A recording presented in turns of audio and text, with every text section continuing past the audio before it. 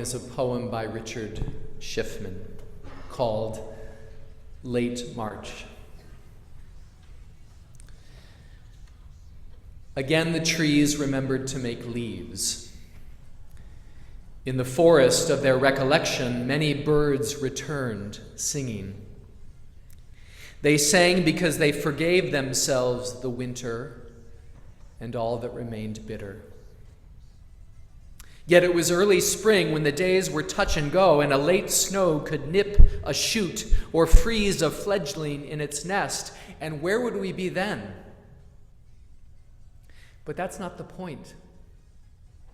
Do you think the magpie doesn't know that its chicks are at risk, or the peach trees, their two frail blossoms, the new awakened bees, all that is incipient within us? We know. But we can't help ourselves any more than they can, any more than the earth can stop hurtling through the night of its own absence. Must be something in the sap, the blood, a force like gravity, a trick called memory, you name it. Or leave it nameless, that's better. How something returns and keeps on returning through a gap, through a dimensional gate, through a tear in the veil. And there it is again, another spring to woo loss into song.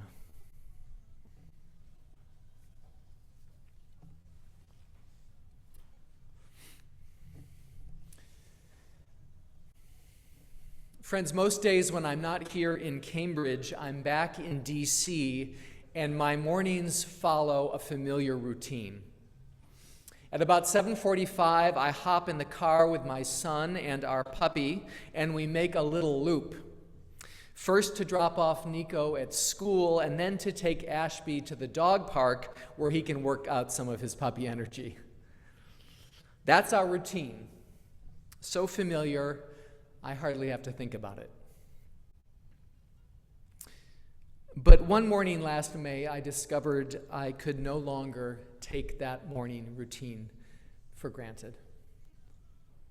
On May 22nd, 19 fourth graders and their teachers in Uvalde, Texas, were killed in their classroom by a gunman. The next morning, when I dropped off Nico for his fourth grade class, I didn't want to let him go. I got out of the car and walked across the street, and at the bottom of the front steps of the school, I gave him this great big, long hug. Too long, I guess, because soon he was squirming to be let go. As he turned to walk up the stairs, I said, "Nico, I love you." And without looking back at me, he said, "I know." When he was younger, I'd often get an "I love you too, Papa," but now I'll settle for an "I know." I watched him climb the stairs and disappear behind the front doors of the school, and I just stood there on the sidewalk while the dog waited impatiently in the car, and I wept. Why was I crying? It's often a fruitful question to ask ourselves when tears come. Why are we crying? For often the answer is many-layered, right? At one level, I was simply overcome with grief for the children of Uvalde and heartbroken for their parents and couldn't stop imagining myself in their shoes. I was lamenting the dangerous, imperiled world that my son and all our children and grandchildren will grow up in, and feeling the weight of parenting a child in such a world. I was mourning the victims of all the other mass shootings that we've endured, and I shed tears of anger and helplessness over our inability as a people and a nation to do what's right, to make our children safe. Why? I wept because for 20 years I've been leading congregations in child blessings like the one we celebrated for River this morning, where we promised to raise kids, as we said in the litany, in a world where they will grow old, surrounded by beauty and cradled in the arms of peace. Peace. I wept because I felt like I betrayed my vow to all those children.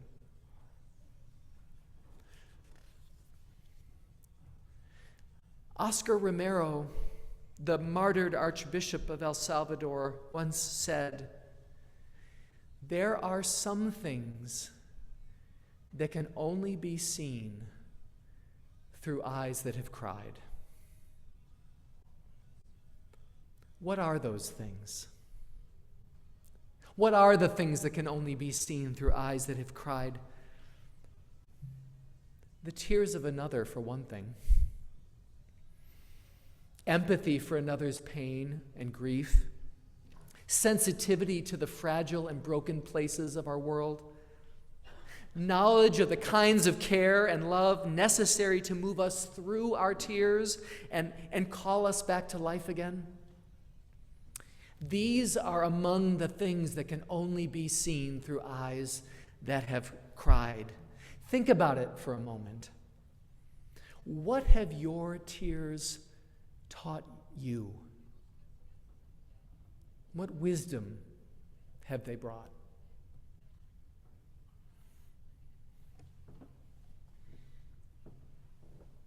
I want to share with you an object that is very precious to me. Many years ago, a couple from my congregation in Washington gave me this carved wooden figurine. They discovered it on a trip to Southeast Asia and told me that it was a figure called the Weeping Buddha. Sure enough, it depicts a Buddha-like character sitting cross-legged as if in meditation, except that instead of sitting upright in meditation, the figure is bent over, head in hands, seems to be sobbing even more than weeping, as though he were bereft.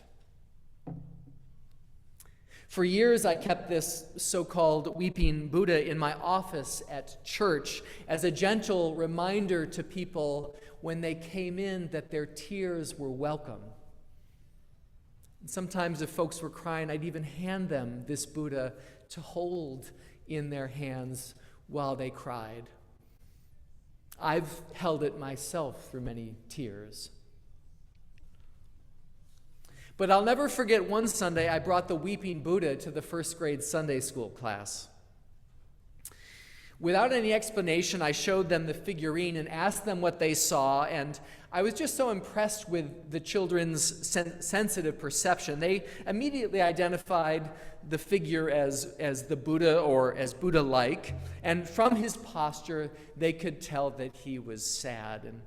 And so I asked them, what made them sad?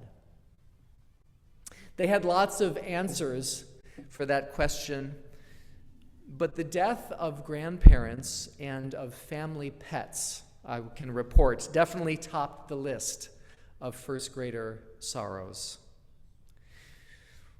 And then I asked them what made them feel better. And they said, a hug from my mom, having a friend come over to play, and ice cream.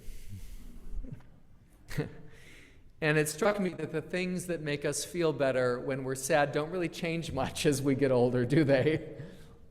A phone call with my mom and a pint of Ben & Jerry's still goes a long way. Before long, though, the classroom began to spin out of control as the kids started sharing their favorite ice cream flavors. It was as though they had developed a sugar rush simply by talking about ice cream. But in the middle of the hubbub, one little girl was still focused intently on this figurine, and she asked me, Rob, why is the Buddha crying?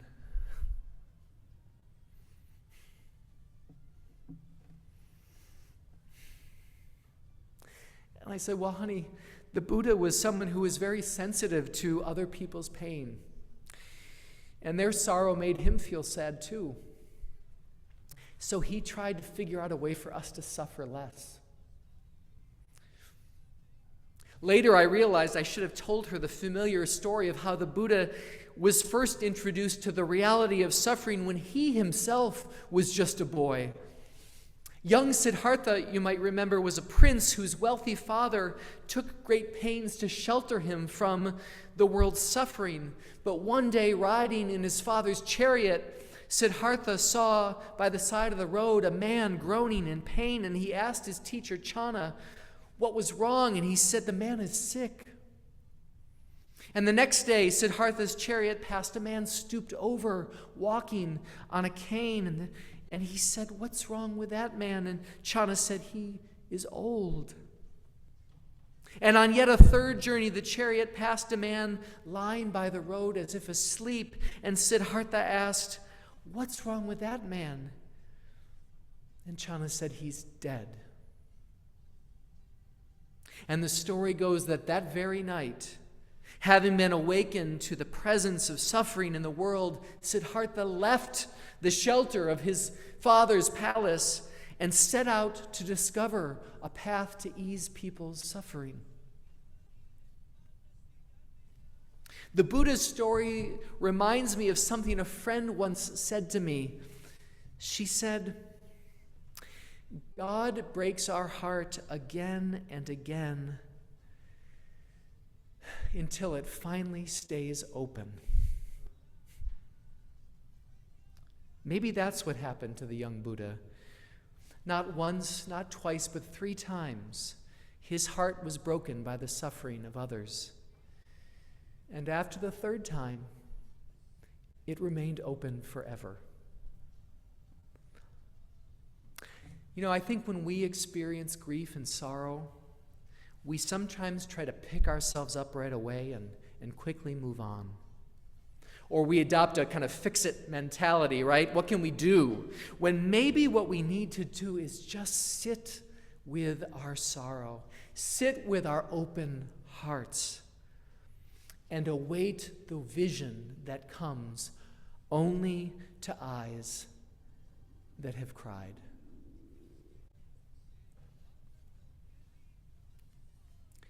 Now, here is one of the great insights that came to the Buddha as he looked out on the world through his tears. He discovered that we can take our suffering in one of 2 directions. The first path is to allow our pain to isolate us and make us feel alone. And Lord knows, suffering can do that to us, right? I mean, it can be overwhelming and all-consuming. When we enter the reality of our suffering, it's sometimes hard to remember that there is anything beyond that pain. This sense of isolation compounds our suffering many times over. But what the Buddha discovered is that if we push past our isolation, then another path opens before us, the path of compassion. This is when we discover that our suffering is not what sets us apart and alone, but precisely what connects us to one another, right? One day a mother came to the Buddha racked by grief. Her son had just died, and she wanted to know if there was some cure that the Buddha had that could restore him to life. And the Buddha's heart just opened in compassion for this woman. And he said to her, my daughter, go and find a mustard seed from a home that hasn't known sorrow, and then come back to me.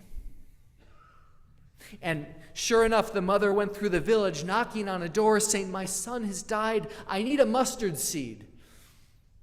And the good people of the village had compassion for her, and they shared the seed. And she said, but wait, the seed must come from a home that hasn't known suffering. Is that yours? And they said, no, I'm sorry. We've known suffering too. And they'd often exchange stories of their grief.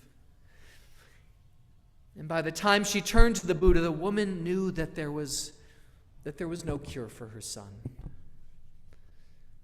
But she'd also discovered the comfort and companionship of knowing that she was not alone. Call it the fellowship of the brokenhearted, the fellowship of the open-hearted.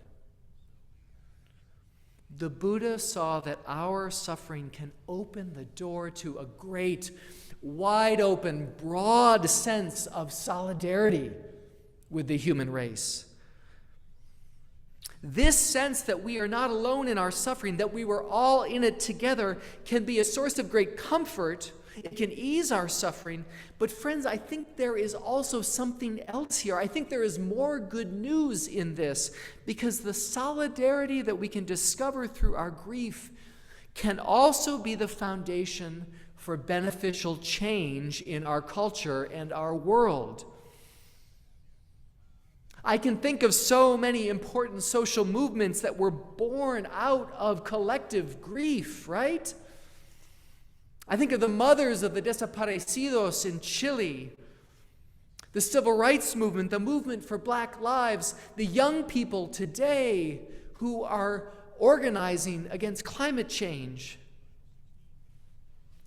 Sometimes folks will dismiss some of these movements and say that they're born out of some victimhood or victim mentality, but there's a difference, isn't there, between a narrow sense of victimhood that perpetuates notions of us versus them and a broad solidarity that's possible when we meet others on the common ground of our shared vulnerability. Now, I'm not naive. This kind of solidarity is fragile and hard to sustain. Yet I remain hopeful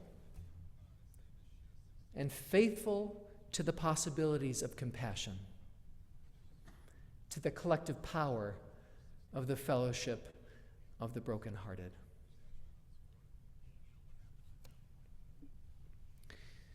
Why is the Buddha crying?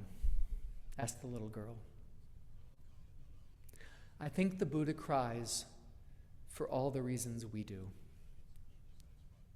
For the children of Uvalde, for the people of Ukraine, for the millions lost to COVID, for our imperiled planet. But from those tears comes compassionate wisdom. The things that can only be seen through eyes that have cried. May we, too, come to discover the wisdom and the power of our tears. Let's take a moment for silent reflection.